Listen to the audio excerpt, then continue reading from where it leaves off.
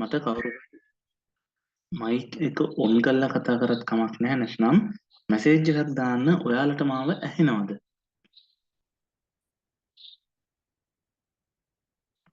මාව ඇහෙනවද?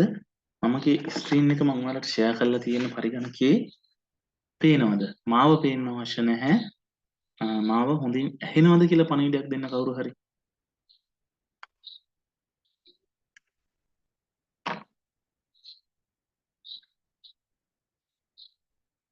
කවුරු හරි මැසේජ් එකක් දෙන්න මට මාව ඇහෙනවද?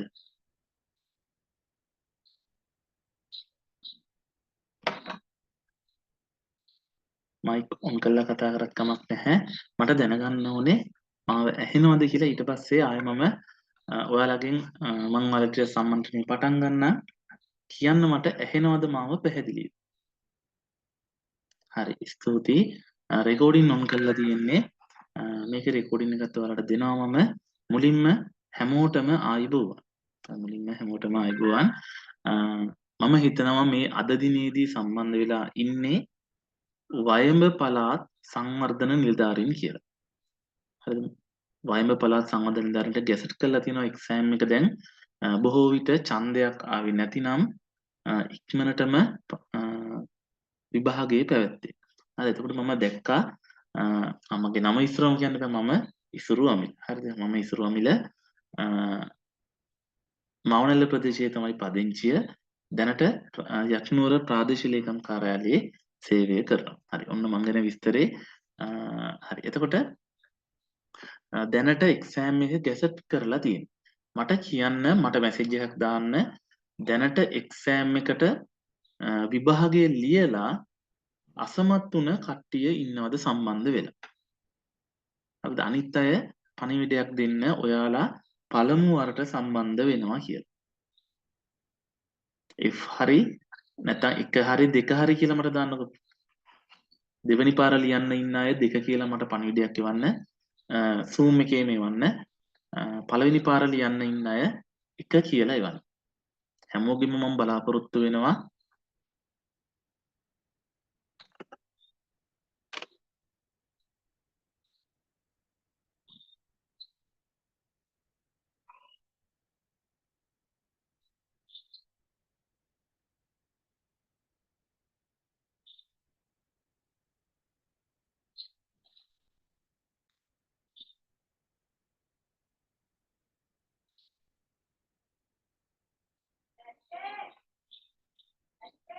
හරි මට අනිත් අයගෙනුත් අවශ්‍යයි හැමෝගෙම අවශ්‍ය හරි පළවෙනි වරට සම්බන්ධ වෙන අය දෙවෙනි වරට සම්බන්ධ වෙන අය නැද්ද කවුරු හරි එතකොට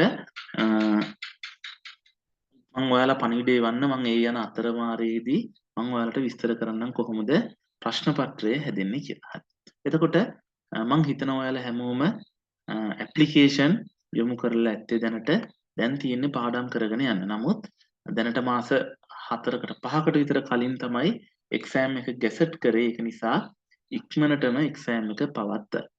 හරිද? එතකොට අපිට විෂය නිර්දේශය ඉගෙනගෙන මම සාමාන්‍යයෙන් සම්මන්ත්‍රණය යන්නේ මගේ මුල් මාස 4ක් යන්නේ. නමුත් මුල් මාස 3ේදී විෂය නිර්දේශය සම්පූර්ණයෙන්ම උගන්වලා ඊට පස්සේ ඊළඟ මාසයේදී අපි ප්‍රශ්න පත්‍ර සාකච්ඡා කරනවා. නමුත් මම හිතන්නේ ඒකට කාලය මදි වෙනවා අපිට. ඒක නිසා ප්‍රශ්න පත්‍රය සාකච්ඡා කරන අතරතුරදී මොකද එක ගෲප් එකක් දැනට පටන් අරගෙන තියෙන්නේ.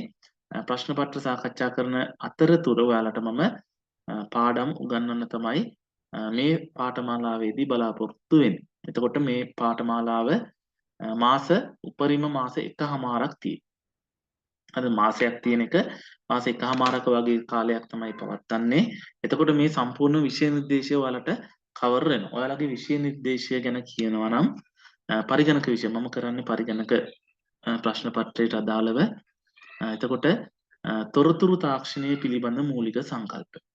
අද අවශ්‍යයි ලියා ගන්න. ඔයාලගේ විෂය නිර්දේශ ප්‍රශ්න පත්‍රය හැදෙන්නේ මේ පාඩම් වලින්. තොරතුරු තාක්ෂණය පිළිබඳ මූලික සංකල්ප ගැන සාකච්ඡා කරනවා. එතනදී දත්ත සහ තොරතුරු කියන්නේ මොනවද? ඊළඟට පරිගණකයේ කොටස් ගැන ආදාන උපාංග, ප්‍රතිදාන උපාංග, ඒ වගේම පරිගණකයේ මතකයන් ගැන ඉගෙන ගන්නවා. ඒ වගේම පරිගණකය අපි ආරක්ෂා කරගන්නේ කොහොමද කියලා ඒ පාඩමේදී ඉගෙන ගන්න. ඊළඟට දෙවැනි පාඩම තමයි මෙහෙයුම් පද්ධති. පරිගණක මෙහෙයුම් පද්ධති ගැන සාකච්ඡා කරනකොට Windows 7 Windows 8 භාවිතා කරලා කොහොමද අපි වැඩ කරගන්නේ කියලා සාකච්ඡා කරමු. ඊළඟට වදන් සැකසුමට අදාළව Microsoft Word භාවිතා කරලා කොහොමද ලිපි සකස් කරන්නේ, ලිපි යොමු කරන්නේ, වගේම තැපැල් මුසු කිරීමේ පහසුකම වගේ දේවල් ගැන අපි ඉගෙන ගන්න ඕන. ඊළඟට පැතුරුම්පත් වලට අදාළව Microsoft Excel භාවිතා කරලා කොහොමද අපි ෆෝමියුලා සමීකරණ නිර්මාණය කරන්න කියලා අපි ඉගෙන ගන්න ඕනේ. මොකද මේ Excel වල තමයි ගොඩක්ම වැදගත් වෙන්නේ. හේතුව තමයි ෆන්ක්ෂන් ලියන්න තියෙන්නේ. හරිද? ෆන්ක්ෂන් ලියන්න තියෙන්නේ. ඒ ෆන්ක්ෂන් ලියනකොට මොනවා හරි එක ක්‍රමාවක්, එක වරහණක්, උද්දෘත ක්‍රමාවක් අඩු වුණොත් ෆන්ක්ෂන් එකම වැරදි. හරිද? ඒක නිසා අනිවාර්යයෙන්ම ෆන්ක්ෂන් ගැන නිවැරදිව ඉගෙන ගන්න ඕන. ඊළඟට චිත්‍ර රූප සටහන් කියන පාඩමට අදාළව Microsoft PowerPoint භාවිතා කළා කොහොමද අපි කඩා නිර්මාණය කරන්නේ, නැත්නම් ස්ලයිඩ් නිර්මාණය කරන්නේ, ප්‍රසන්ටේෂන් එකක් නිර්මාණය කරන්නේ, නැත්නම් ඔයාලගේ ප්‍රශ්න පත්‍රයේ තියෙන විදිහට කියනවා නම් කොහොමද අපි විද්‍යුත් සමර්පණයක් නිර්මාණය කරගන්නේ? ඒ නිර්මාණය කරගන්න දේවල් සියල්ලම අපි ප්‍රශ්න පත්‍රයේ සඳහන් කරන්න ඕන. අද ප්‍රැක්ටිකල් පේපර් එකක් නෙවෙයි ඔයාලට තියෙන්නේ ප්‍රශ්න පත්‍රයේ ලියන්න. ඒ වගේම Microsoft Access භාවිතා කරලා දත්ත සමුදාය කියන පාඩම් කොටසට අදාළව කොහොමද දත්ත පද්ධතියක් නිර්මාණය කරන්නේ? ඒ වගේම දත්ත හඳුනාගන්නේ කොහොමද කියලා ඔයාලා දැනගන්න ඕන. ඊළඟට අන්තර්ජාලය සහ ඊමේල්. අවසාන පාඩමේ එක අන්තර්ජාලය සහ ඊමේල් කොහොමද අන්තර්ජාලය මගින් දේවල් සොයාගන්නේ, ඒ වගේම විද්‍යුත් තැපැල් භාවිතා කරන්නේ කොහොමද කියලා ඔයාලා ඉගෙන ගන්න ඕන. ඔන්න ඔය මම කියපු කොටස් වලට අදාළව තමයි ප්‍රශ්න පත්‍රය සකස් වෙන්නේ. එතකොට ඔය හැම කොටසකින්ම ප්‍රශ්නයක් එනවා.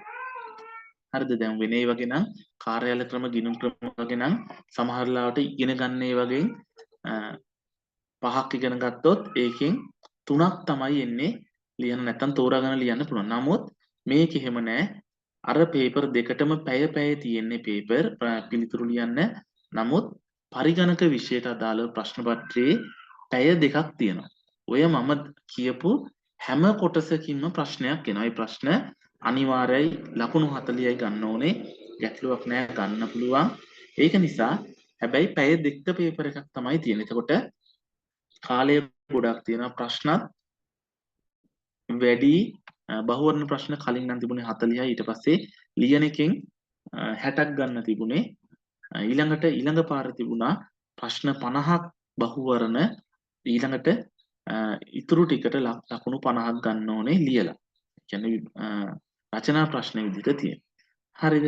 ඔන්න ඔය විදිහට තමයි ඔයාලගේ ප්‍රශ්න පත්‍රය සකස් වෙන්නේ. හරි.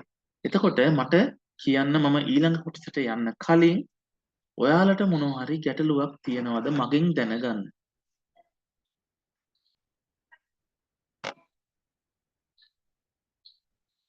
ඔයාලට මොනවා හරි ගැටලුවක් තියෙනවා නම් යොමු කරන්න පුළුවන්.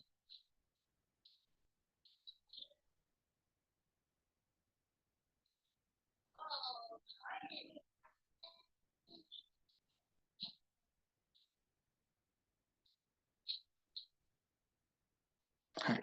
එතකොට මම ඉතිරි කොටසට යන්නම්. හරි. එතකොට ඔයාලගේ අපි කරන්නේ මම කිව්ව මුලින්ම පටන් ගන්නකොට අපි සිදු කරන්නේ ප්‍රශ්න පත්‍ර සාකච්ඡාවක් තමයි කරන්නේ. හරිද? ප්‍රශ්න පත්‍ර සාකච්ඡාවක් තමයි කරන්නේ. ඒ ප්‍රශ්න පත්‍ර සාකච්ඡා කරනකොට ප්‍රශ්න පත්‍ර 8ක් සාකච්ඡා කරනවා. හරිද? ඔයාලා ගෲප් එකේ ගොඩක් අය තෝරලා තිබුණා මට මතක හැටියට අඟහරුවාදා සහ සිකුරාදා දිනයන් වල පස්වරු 8 ඉඳලා 10 හමාර වෙනකම් කරන්න පුළුවන් සම්බන්ධ වෙන්න පුළුවන් කියලා තමයි ගොඩක් අය තෝරලා තිබුණා. ඒ දිනේ මම බලලා දාන්නම්. එතකොට මේ සම්මන්ත්‍රණ මාලාවේදී අපි සාකච්ඡා කරනවා මධ්‍යම පළාත් කළමනාකරණ සේවා නිලධාරීන් සඳහා වූ කාර්යක්ෂමතා කඩයිම් විභාගයේ පරිගණක ප්‍රශ්න පත්‍රය. ඒ වගේම මධ්‍යම රජයේ සංවර්ධන නිලධාරීන් සඳහා වූ කාර්යක්ෂමතා කඩයිම් විභාගයේ පරිගණක ප්‍රශ්න පත්‍රය. ඊළඟට මධ්‍යම රජයේ සංවර්ධන නිලධාරීන් සඳහා වූ කාර්යක්ෂමතා කඩයිම් විභාගයේ දෙවැනි ප්‍රශ්න පත්‍රය සාකච්ඡා කරන කියන්නේ 2017 එකක් තිබුණා. ඊට පස්සේ 2021 එකක් තිබුණා. ඊළඟට ග්‍රාම නිලධාරීන් සඳහා වූ කාර්යක්ෂමතා කඩයිම් විභාගයේ පරිගණක ප්‍රශ්න පත්‍රය සාකච්ඡා කරනවා. ඒ වගේම ඊට අමතරව ආදර්ශ ප්‍රශ්න පත්‍ර 4ක් තව සාකච්ඡා කරනවා. එතකොට සම්පූර්ණ ප්‍රශ්න පත්‍ර 8ක් අපි සාකච්ඡා කරනවා. ඒ 8 ඇතුළත එතකොට දවස් 8ක් නෙවෙයි සාමාන්‍යයෙන් දවස් 12ක් 13ක් විතර අපි සාකච්ඡා කරනවා. ඊට අමතරව ඔයාලට Excel පාඩම සම්පූර්ණයෙන් කියලා දෙනවා. හරි Excel පාඩම ඒ කියන්නේ සමීකරණ අපි ඉගෙන ගන්න ඕනේ. සමීකරණ ගැන වෙනම දවසක් දාගෙන අමතරව ඒක කරන්නේ ඒ සම්බන්ධයෙන් ඔයාලව දැනුවත් කරනවා. ඊළඟට ප්‍රශ්න පත්‍රය සාකච්ඡා කරන අතරතුර මම ඔයාලට පොඩි කොළ කෑල්ලක් ගන්න. ඔයාලගේ දැනුම ගැන මට පොඩ්ඩක් බලා ගන්න අවශ්‍යයි. ඒක නිසා ප්‍රශ්න පත්‍රය අපි සම්මන්ත්‍රණය කරනකොට අමතර ප්‍රශ්නක් දෙනවා. ඒක නිසා මට ඔයාලගේ දැනුම ගැන පොඩ්ඩක් බලා ගන්න. ප්‍රශ්නයක් දෙන්නම් මම බහුවර්ණ ප්‍රශ්නයක් ලියා ගන්න.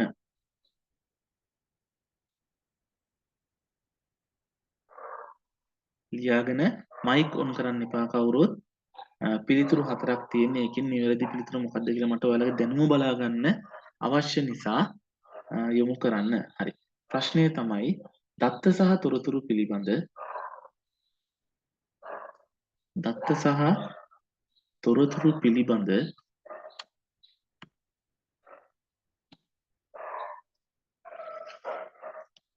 දත්ත සහ තොරතුරු පිළිබඳ නිවැරදි ප්‍රකාශ මොනවාද? දත්ත සහ තොරතුරු පිළිබඳ නිවැරදි ප්‍රකාශ මොනවාද? නැවත හිතන්න ප්‍රශ්නය දත්ත සහ තොරතුරු පිළිබඳ නිවැරදි ප්‍රකාශ මොනවාද? ඔයාලගේ ප්‍රශ්න පත්‍රය හැදෙන්නෙත් මේ විදිහටම තමයි මේ ප්‍රශ්න විදිහටම තමයි. ඒතර ප්‍රකාශ තුනක් තියෙනවා. පළවෙනි ප්‍රකාශය A කියලා දාලා ලියා ගන්න. දත්ත සකස් කිරීමට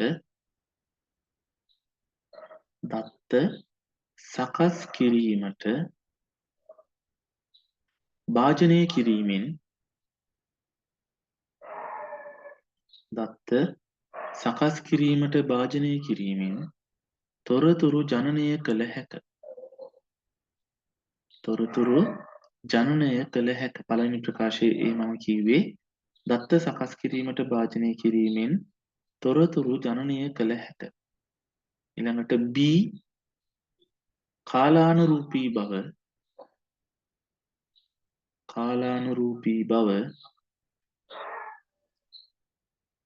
තොරතුරු වල වැදගත්ම ලක්ෂණයකි. කාලානුරූපී බව තොරතුරු වල වැදගත් ලක්ෂණයකි. ඊළඟට තුන්වෙනි ප්‍රකාශය C තීරණයක් ගැනීමට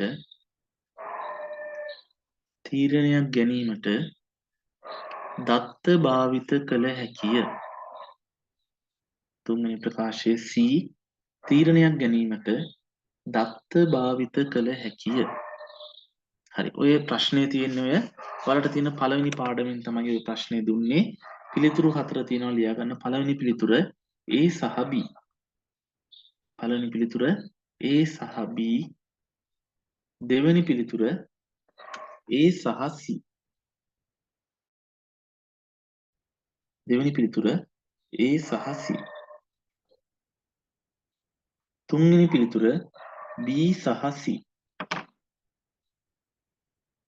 තුන්වෙනි පිළිතුර B සහ C. ඊළඟට හතරවෙනි පිළිතුර ඉහත සියල්ලම. හතරවෙනි පිළිතුර ඉහත සියල්ලම. හරි. ඔයාලගේ දැනුම දැනට තියෙන දැනුම ගැන බලා ගන්න අවශ්‍ය නිසා මට ඕකට පිළිතුර යොමු කරන්න. Zoom එකේ එව්වත් ගැටලුවක් නැහැ නැත්නම් අර අපේ group එකේ දැම්මත් කමක් නැහැ නැත්නම් මට private message එකක් එව්වත් කමක් නැහැ. හරි. එතකොට ඔන්න ඔය විදිහට තමයි ඔයාලගේ ප්‍රශ්න පත්‍රය සකස් වෙන්නේ. කියන්නේ ප්‍රශ්න හැදෙන්නේ ඔය වගේ ප්‍රශ්නයක් දීලා ඒකට අදාළව තව ප්‍රකාශ ටිකක් දීලා ගොඩක් වෙලාවට එහෙම තමයි එන්නේ. ඊළඟට පිළිතුරු හතරක් දෙනවා. ඒ පිළිතුරු හතරට පිළිතුර නිවැරදි පිළිතුර ඔයාලා තෝරන්න ඕන. ඔය ආකාරයට තමයි ප්‍රශ්න පත්‍රය සකස් වෙන්නේ. මම මුලින් කිව්ව මතක ඇති එකපාරක් ප්‍රශ්න 40ක් තිබුණා ඊළඟ පාර ප්‍රශ්න 50ක් තිබුණා. එතකොට ප්‍රශ්න පේපර් එක හැදුන හැටියට තමයි අපිට පිළිතුරු ලියන්න වෙන්නේ. හැබැයි ඔය අර මම මුලින්ම කියපු ප්‍රශ්න වලට අදාළව ඒ කියන්නේ පාඩමට අදාළව හැම පාඩමකින්ම ප්‍රශ්නයක් අහන්න. ඒක නිසා කිසිම කොටසක් අයින් කරන්න බෑ. හරි. මොනවා හරි ගැටලු තියනවද? ඔයාලට මොනවා හරි මගෙන් දැනගන්න අවශ්‍ය දේවල් තියනවද?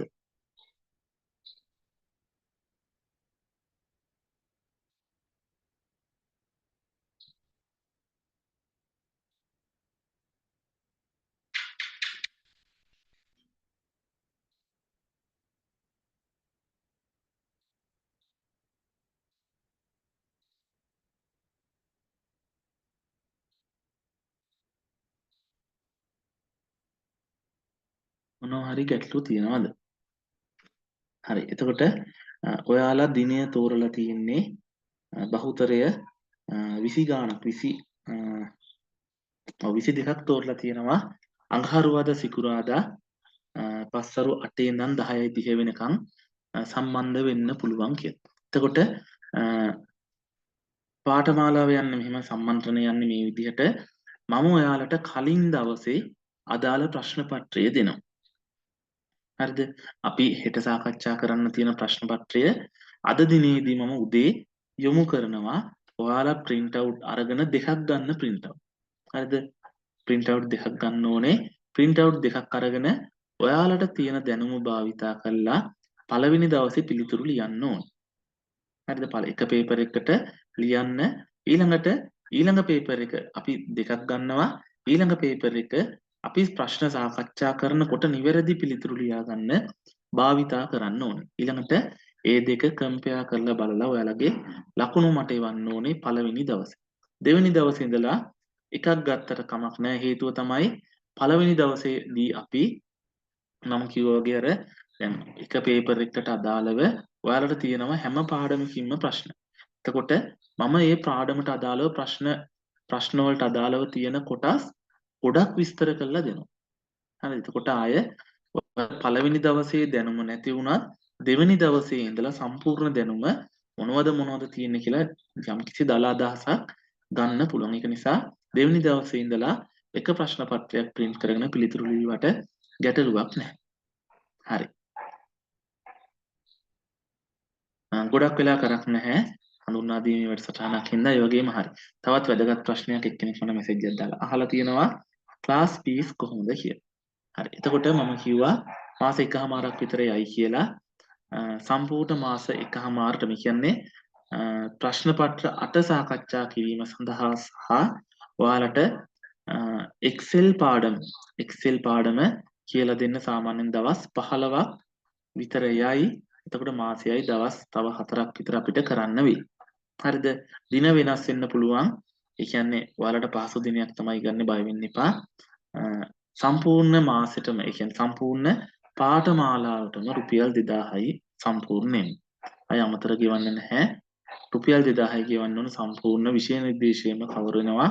ඒ වගේම සම්පූර්ණ ප්‍රශ්න පත්‍ර 8ක් සාකච්ඡා කරනවා. ඒ වගේම ඊට අමතරව Excel භාවිතා කරන්නේ කොහොමද කියලා ඔයාලට වෙනම පාඩමක් කියලා දෙනවා. හරි. ඒ වගේම දැන් Word ගැනත් කියලා දෙනවා කියලා හිතන්නකෝ. අපි Word මම ප්‍රශ්න පත්‍ර සාකච්ඡා කරනකොට මේ විදිහට යන්නේ. Word ගැන කියලා දෙනකොට හිතන්න ඔයාලට දැන් තියෙනවා Word වලට කොහොමද රූපයක් පරිගණකයට ඇතුළත් කරන්න කියලා. මම සම්පූර්ණ ස්ක්‍රීන් එකම ෂෙයා කරන්නම ඔයාලට පේන්න. හරි. හරි. එතකොට ඔන්න මගේ Word document එක ඔයාලට පේනවා ඇති. ඔයාලගෙන් ප්‍රශ්නය අහන්නේ කොහොමද පරිගණකයේ ඇති ඡායාරූපයක් වැඩ කර කර ඉන්න ගොනුවට ඇතුළත් කරන්නේ කියලා. එහෙම තමයි ප්‍රශ්නේ එන්නේ. එතකොට මම ඔයාලට විස්තර කරලා දෙනවා Word එකේ තියෙන insert tab එක භාවිතා කරලා තමයි මේ කොටස කරන්නේ. insert picture ගිහිල්ලා එතකොට insert picture එක විතරක් නෙවෙයි මෙතනදී අපි කතා කරන්නේ shapes, smart art, charts, screenshot. මේ ටිකම අපි සාකච්ඡා කරනවා. ඒ විදිහට තමයි යන්නේ. එතකොට දවස් 3ක් 4ක් කරනකොට සම්පූර්ණයෙන් නැවත Word ගැන ඔයාලා ඉගෙනගෙන, ඒ වගේම Excel ගැන ඉගෙනගෙන, Access ගැන ඉගෙනගෙන, PowerPoint ගැන ඉගෙනගෙන. හරිද? එහෙම තමයි සම්මන්ත්‍රණ යන්නේ. ඒ කියන්නේ ප්‍රශ්න තිබුණා කියලා insert picture ගිහිල්ලා ඒක විතරක් නෙවෙයි ඔයාලට කියලා දෙන්නේ. ඒ හා සම්බන්ධ වෙලා තියෙන තවත් ගොඩක් දේවල් ගැන විස්තර කරලා දෙනවා විෂය නිර්දේශයට අදාළ. එහෙම තමයි සම්මන්ත්‍රණේ පැවැත්වෙන්නේ. හරි. ඔය ටික තමයි මට ඔයාලට විස්තර කරන්න අවශ්‍ය වුණේ. පරිගණක සම්මන්ත්‍රණයට සම්බන්ධ වෙන්න අවශ්‍ය කට්ටිය ඉන්නවා නම් මට පණිවිඩයක් යොමු කරන්න. එයාලට මම විස්තර එවන්න මම ගෲප් එකකටත් මම යොමු කරන්නම් විස්තර.